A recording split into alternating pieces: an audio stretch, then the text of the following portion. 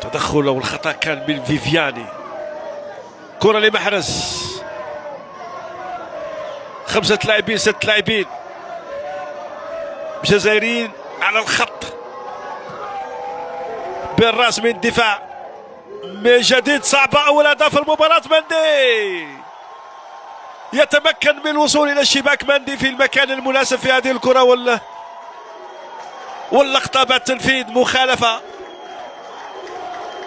من محرز مباشرة من الدفاع، ثم عادت في المرة الثانية أمام المرمى. مندي ينتظر في الكرة ويسجل أول أهداف المباراة للمنتخب الجزائري أمام بوليفيا.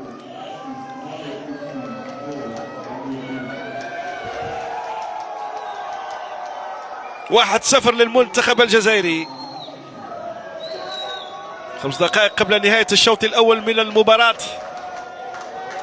أفضلية جزائرية من المدافع مندي الذي وجد الكرة مهيئة أمام المرمى، يكملها مباشرة في الشباك، شباك الحارس لامبي.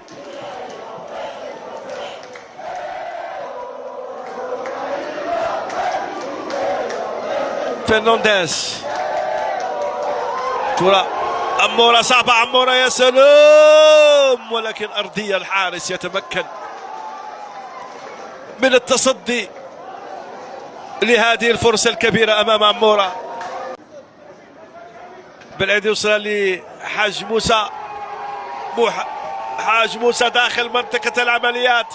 شايبي والدفاع لوكاس يبعد الخطورة.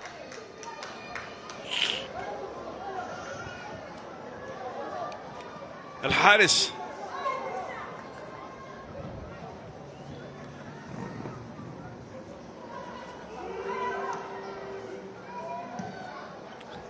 طويل الكرة. لامبي زروقي، تبادل كرة هايلة بينية ممتازة من هناك. محاولة داخل منطقة العمليات. يا سلام، بولبينا يحاول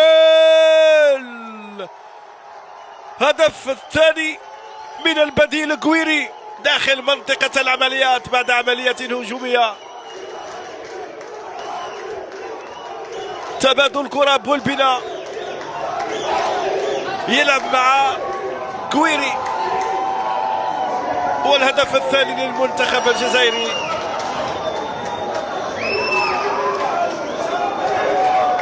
في الدقيقة 7 من الشوط الثاني، 52 دقيقة.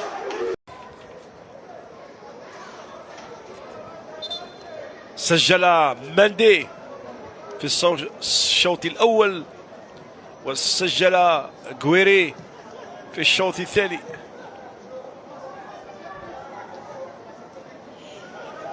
في الوسط عوار،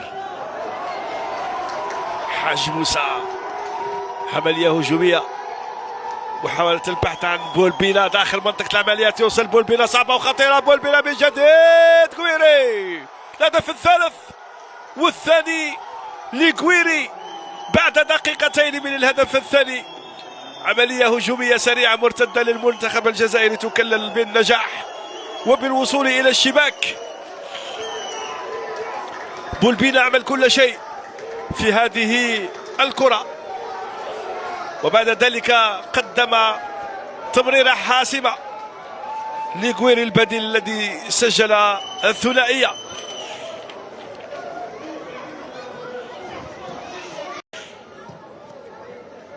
في الوسط مقطوع،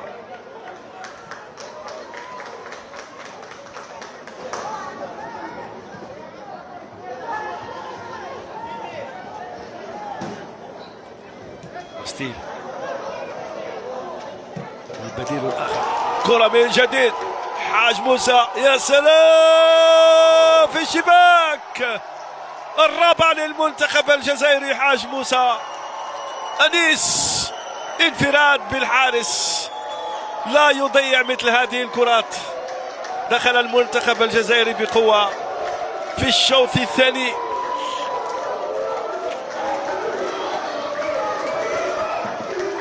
حاج موسى يضيف الهدف الرابع. دخل دخل بقوة المنتخب الجزائري، ضغط واستغل